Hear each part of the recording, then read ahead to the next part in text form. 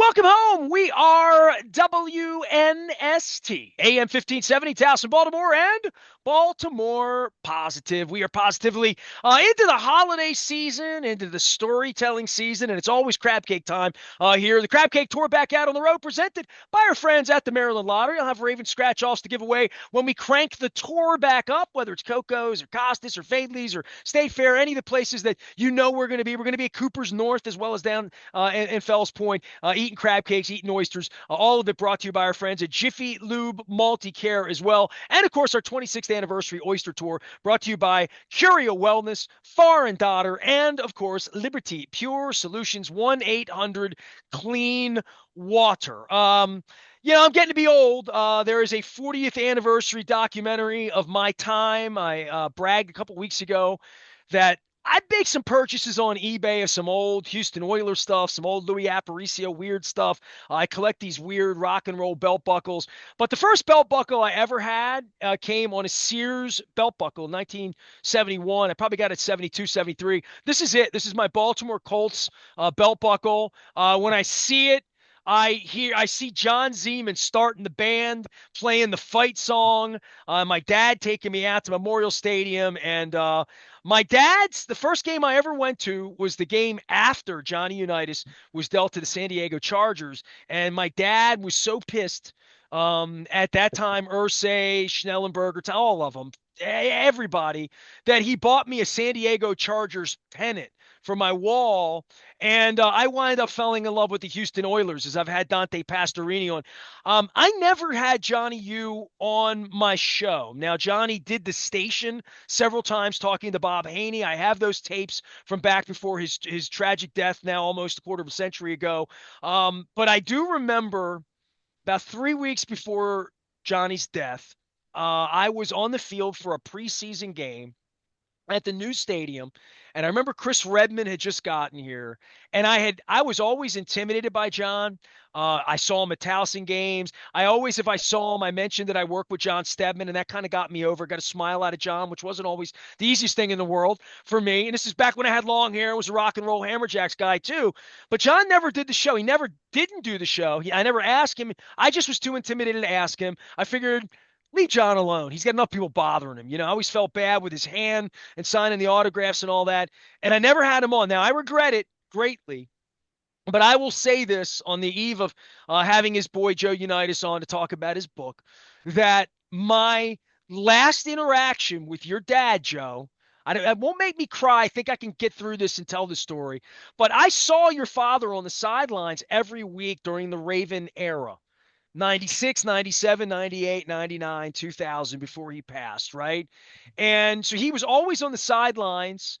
They painted that 19 at one point, like about the 28-yard line where he used to stand. Maybe it was at the 19-yard line. I'm not sure. But it was down in that area. And as a media member, the last 5 minutes of every game, I could go on the field and watch the game. And I used to stand next to him all the time and, exchange a pleasantry or whatever. I never knew if he even knew who I was. Now, this is in 2001, in that range before we lost him. And I walked by him and Chad Unitas, who was on him. It was a teenager at the time, maybe you're like that. And he always had Chad with him. And he walked by me and he looked up at me and he said to me, and I can hear his voice. He said, "How you doing, Nestor? Good to see you." He said my name. And I heard John Unitas say my name. And I had been on the air 10 years, and his voice was ubiquitous to my childhood and hearing him around town. But your dad died knowing who I was.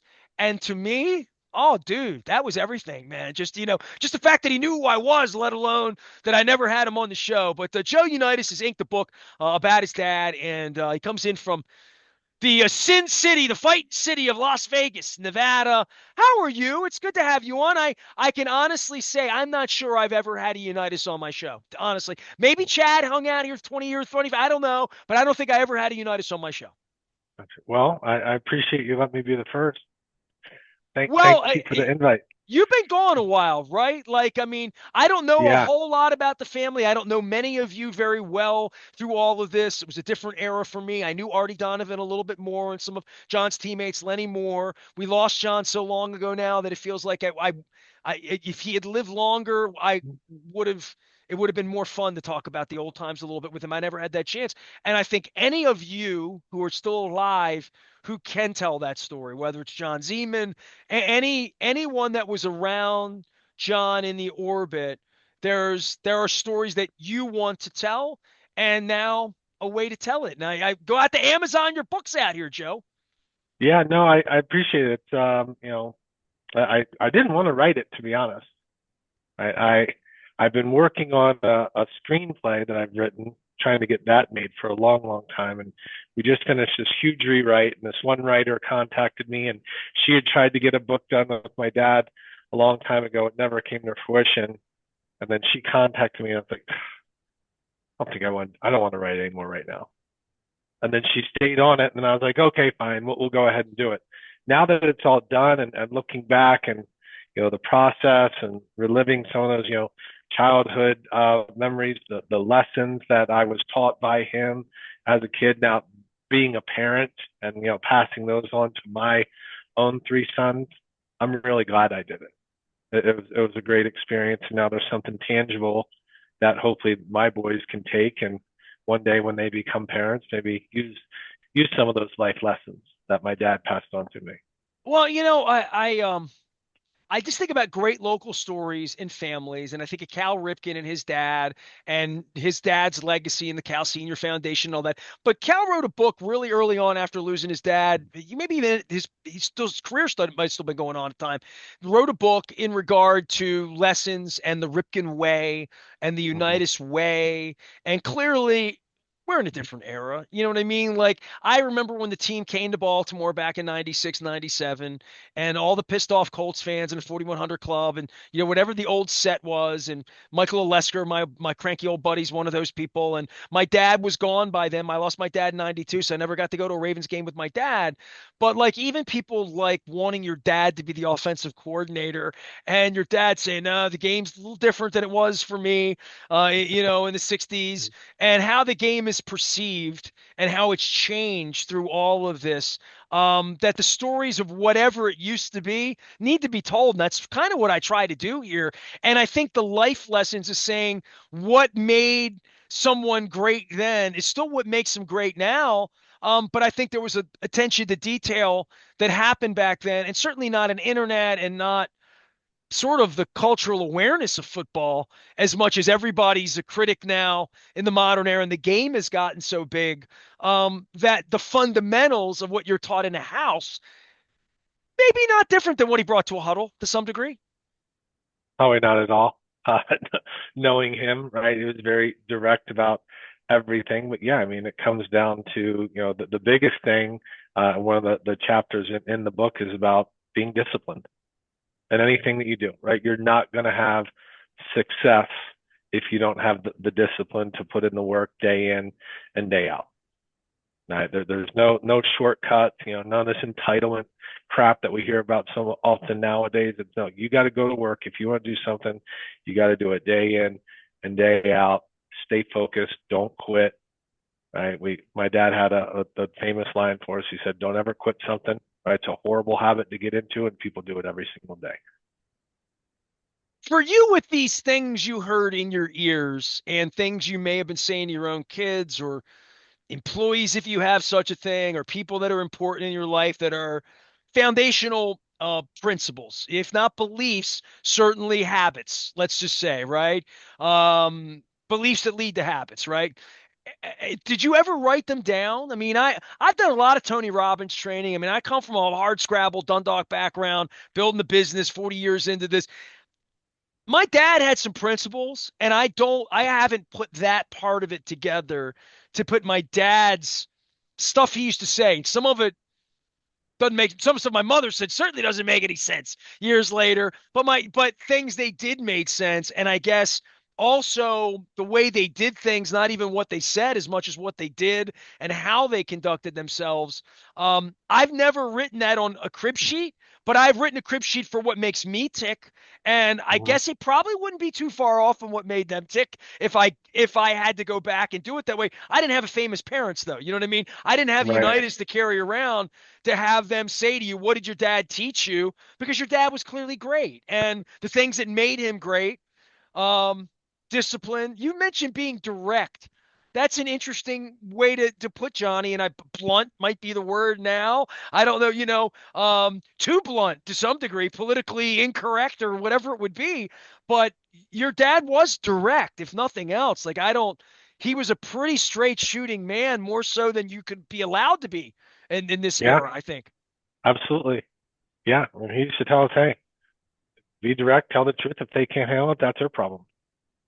Move on. He had no problem being moving Not at on. all.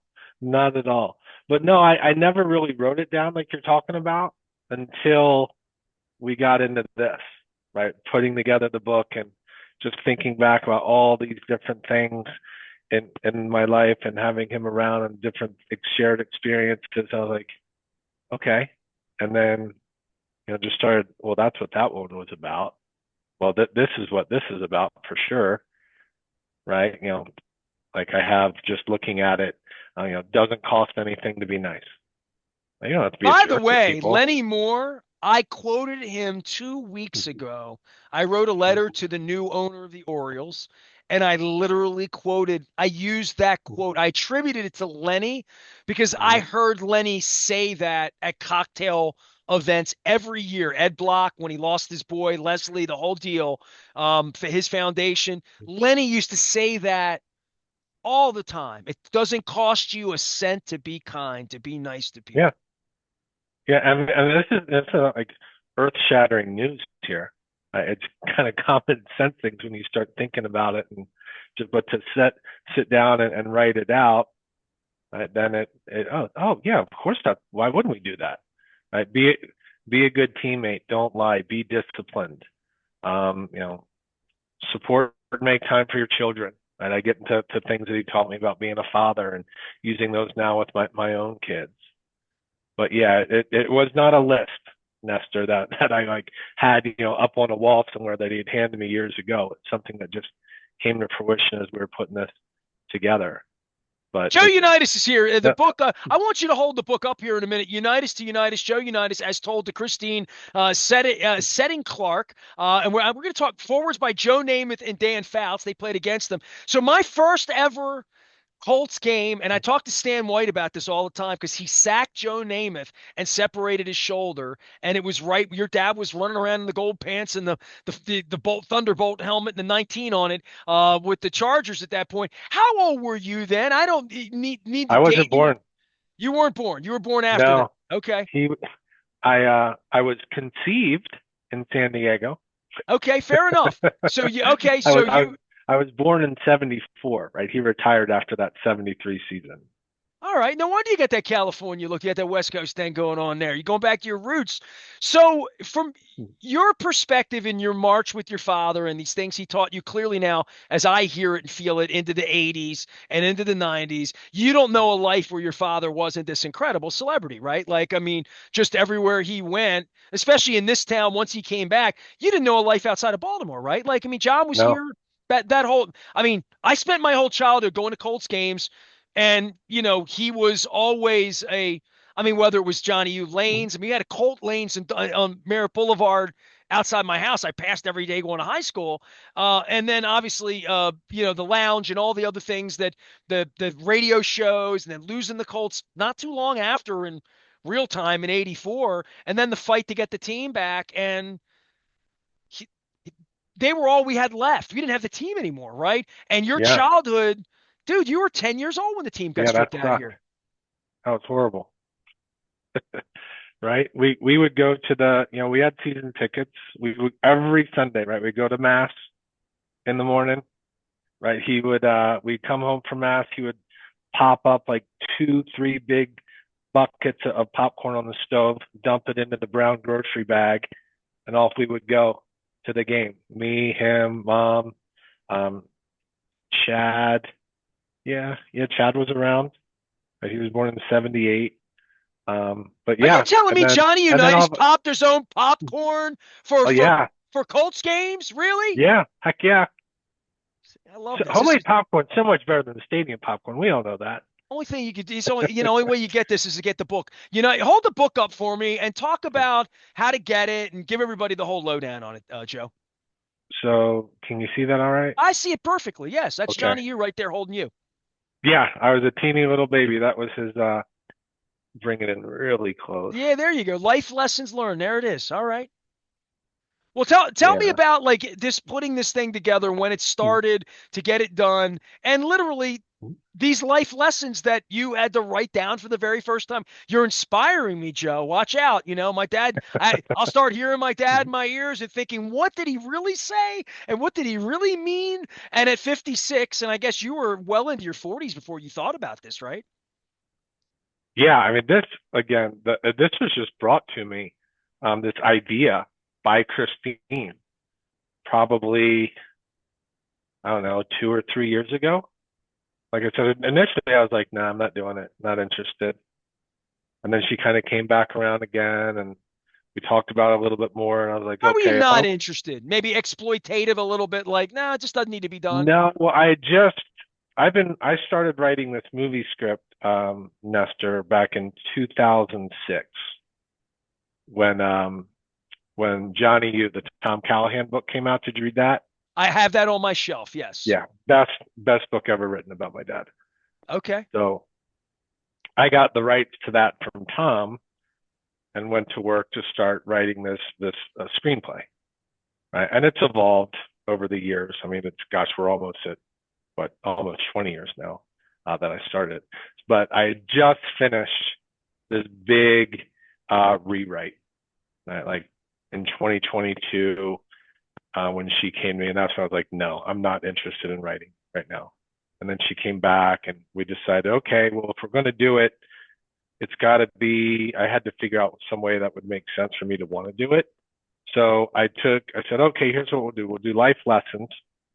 We're going to incorporate those lessons into me as a parent now, and also what's kept me on the path since 2006 to try and get this movie made, right? All the obstacles we faced, the things we've had to overcome, right? Having a director attached and he fell out, and financing falling out multiple times, but just not quitting, right? Like we kind of alluded to earlier. So that's, I was like, okay, well, now we've got this framework. Let me come up with the stories. And now, right, we've got this book that's ready for people to read that'll be out tomorrow.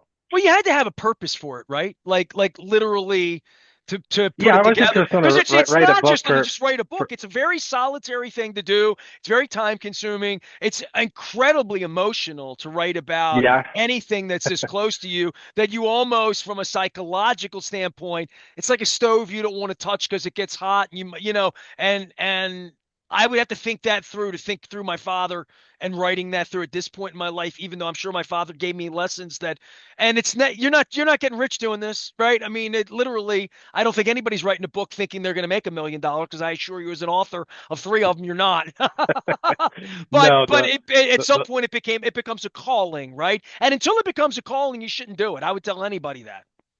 yeah, the little bit that they gave me to write it, that if I if that's all I get, that's fine. You could This have was delivered not pizzas and not made not that to though, get right? rich by any means. Exactly. Right. But no, it was good. You know, it's a good thing for me. Yes, it was emotional. Right. Definitely cried sitting at the keyboard a lot. But overall, now that it's all said and done, you know, like I said, I'm glad I did it.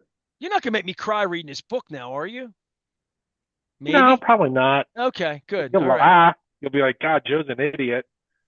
Well, look, What dude, stupid stuff there's he did as a kid. I'll be honest with you. There's so much of that part of it, especially now that the Ravens are here and mature, and I have my own story to tell with my own Chad with the Ravens, and I still kept my Colts belt buckle. I still have all my old Houston Oilers stuff, and the Colts stuff to me, just so you know of my age, and I tell you, I went to those games when your dad was with the Chargers when you were getting conceived somewhere out there in Ocean Beach or some Pacific Beach somewhere out there, back in that era. Um, The Colts were my childhood. And that's what I went. I never went to a Ravens game with my dad. Every game I ever went to with my dad was a Colts game until the Hmm. Colts left. And I went to a couple Eagles games in the late 80s or whatever. And I was like a teenager. But my childhood, 73, 74, 75, Burt Jones, 76, Lydell Mitchell, 77, Sack Pack, 78, the Croner into the upper deck. Then everything that happened after that when you were 4, 5, 6, 7, that the team kind of fell apart, and Art Schlichter and Frank Kush, all of that childhood stuff. I don't want to say I suppressed it, but I worked at the paper beginning in '84, begging to get a team back, serving crab cakes, stealing a team, benefiting from that all the rest of my life, the last 30 years. That there has been a point where I was so angry at the logo that my wife, when I got married 25 years ago, she goes, "Why do you go to Indianapolis? You're pissed off from the minute you get there. You see the Colt helmet. You go to the Colt team shop at the mall in downtown Indianapolis. You go to the Hoosier Dome. I mean, I had a lot of male angst, which we're all familiar with in this country, Yeah, in regard to the Colts, to the point where like it felt like the ex-girlfriend you didn't want to admit, you didn't want to see any of the pictures, you didn't want to, I used to hang at Gaddis's bar in Dundalk when I was a kid. It was adorned with nothing but black and white Colts photos from field level. Like the Colts were revered in my life, in my neighborhood, in my family. I saw my father cry twice in his life: the day his sister died and the day the Colts left town. I can tell you, yeah, March 29th, 1984, I saw my father crying over jelly stained Baltimore Sun that morning. And all these years later now, and don't tell anybody, all right? Especially when it comes to Raven stuff, because I lived it all. I wrote 2 books on the Ravens. I 27 Super Bowls, all that. I have gotten really in the last couple of months, and I guess maybe it leads me to you a little bit. And I did a thing with Tom Maddie. There's a book out, and losing some of our cult legends that we're losing here toward the end of hmm their lives. That when I Google things to go buy stupid stuff on the internet that I have no use for, or look at it or perv it just to look at it, it's some 1960s or 70s. And it's not even my association to my Colts. It's more my dad's Colts and your dad's Colts that I see old ticket stubs. And I almost bought a 1959 championship game ticket stub for $100 last week because I saw it and it just looked like something I wanted to have, even though I wasn't alive then either. There's just right. something really romantic about the Baltimore Colts that doesn't feel dirty to me anymore. And I'll get emotional even saying that. It doesn't feel like a Pandora's box I don't want to get into. It feels like something I want to hold and collect after spending a long, long time not wanting anything to do with that ex-girlfriend. Yeah. No, it makes sense. I use that analogy all the time when there are people like, "Are you still a Colts fan?" I'm like, hell no. They left me. They broke my heart when I was 10 years old. Screw them. Can't stand the Colts. Joe Flacco does look good in that gear, doesn't he? A little bit. You got to admit that, right? Your dad would say, Yeah, look at that and say, hey, he's a good looking quarterback. He does things the yeah, right way. Your dad would like Joe. yeah. Joe's amazing. I mean, we were joking the other day in this group chat for fantasy. I said, Joe's incredible. He throws touchdowns and makes babies. Yeah, and smiles the whole way. I mean, he's Yeah, you know what? And he's just so relaxed. That's the thing that's so cool about him. He's just chill the whole time. having Johnny Unitas' as kid on the show here and Joe Unitas, I should admit to you, 40 years into this, so I want to bring up John Stedman's name just for a minute because I Mhm. I perv eBay, right, to buy weird stuff. And I'm telling you, I went into a Colts rabbit hole about 90 days ago. I don't think I've bought anything. It's like going to New York. I want to eat everything, but I only eat a couple things. But I was looking and I've seen all of this really, really neat old stuff. And then somehow I got into a room and Stedman stuff was in there. There was some like urn that the governor of Tennessee gave him like in 1969. It was $5 and I didn't buy it. I feel like a schmuck. But I did buy a book of Stedman stories, the best and worst of Stedman that I didn't know existed. And in Mhm. it are these amazing columns written in the 60s about all of it. The famous Brooks Robinson thing when he talked about what a good man like your dad's profiles and all of that are in this $16 crazy book that smells like an old library. It was signed to some lady named Marlene and it's got John's signature in it and all that. Stedman I'm talking about, not Unitas. Right. And there's a piece of that I had to have, right? And I guess that taps into where you are with telling these stories to making somebody like me want your book or want to attach to that a little bit because I was so attached to Stedman, right? Like Stedman was like a father to me. We lost Phil Jackman a couple of weeks ago. So I am really going through that. Remember The Sopranos when Tony Soprano saw the ducks and it meant something? I'm Yeah. going through that right now. You know, I mean, I'm 56 and you're one of the ducks and you come to me, you're a younger duck even little Joe Unitas who grows up to write a book, but this is how your dad's legacy is going to get passed on above and beyond Amici over the goal line, you know, and the golden Mhm. arm and all of that, that there's a richness to all of it that only you could express. Yeah, I think to be honest, it doesn't have anything to do with football. Okay. It's just about, yeah, father and son relationship, and things that were taught. I mean, there's the forward that touches a little bit because of Fouts and Namath and what they contributed, but yeah, it's not much about football at all. Well, I'm happy you finally got your thing together. I hope the film, I've been hearing about it for years. I think I have maybe met you at a Super Bowl or two, maybe on a radio. I mean, I I feel was like in life's past, you look so much like your brother. You look like your father. I mean, in the same We way, might Ryan have run Ripken, I see into. him and it's like I see Cal at 22 every time I look at the kid. You wearing that 19 hat, it's a little spooky. You do look a lot like your dad. Yeah, I get that a lot. He used to always say, "You'll grow out of it. Don't worry about it." Well, I don't think you've grown I more don't think into it, so. especially around the smile. Every time you smile, Hmm. I'm seeing your dad. So your hopes for the book, and I guess passing it on even for your own family. Give everybody a little update on what's going on with you besides just the book, because everybody loves your family and everybody wants Right. John's kids to do well. Yeah, I mean, I've got, three sons.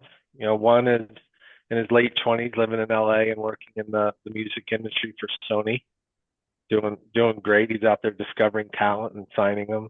I have a son who's a sophomore in college. I've got my youngest one is a senior in high school, right? So we'll be an empty house here, Nestor, come August Now, of have next they year. read the book Just my yet, wife or and I. no? Or have they just cliff noted it, or like I'll get No, around to it, or no? I gave it to him. Like I sent him the PDF Don't ask them if they after read it, because I they're had going to it lie done, to you. You know, you don't give them and a then quiz over Thanksgiving, whatever you do. right.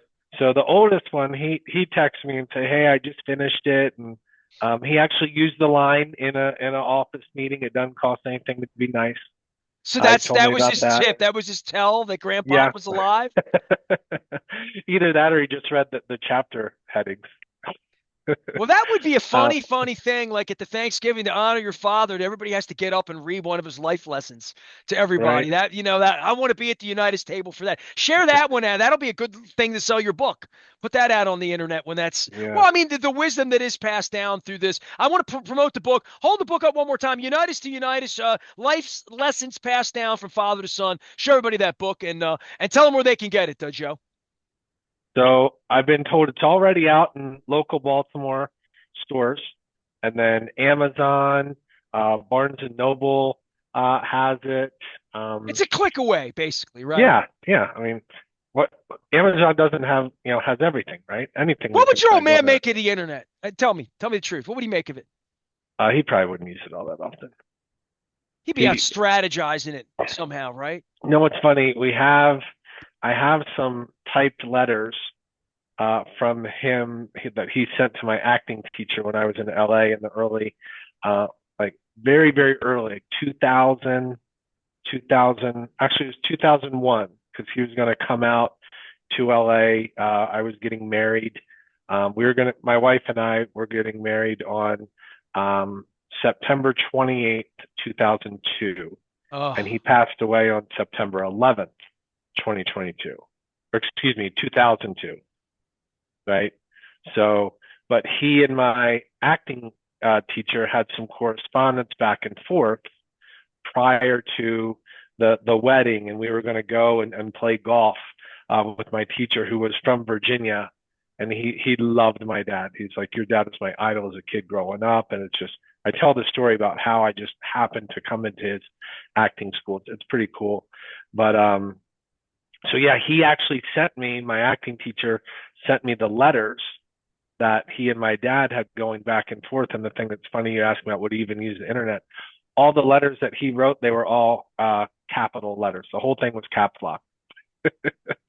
And he would type, like one finger Well, at a your time. dad famously, his fingers were like seeing Ray Lewis's hands or my friend Brian Baldinger. Yeah, Football player hands from that era didn't, fingers didn't make it the same yeah, way, they they right? they were they were mangled, right? He had to have the knuckle replaced. Couldn't wear rings.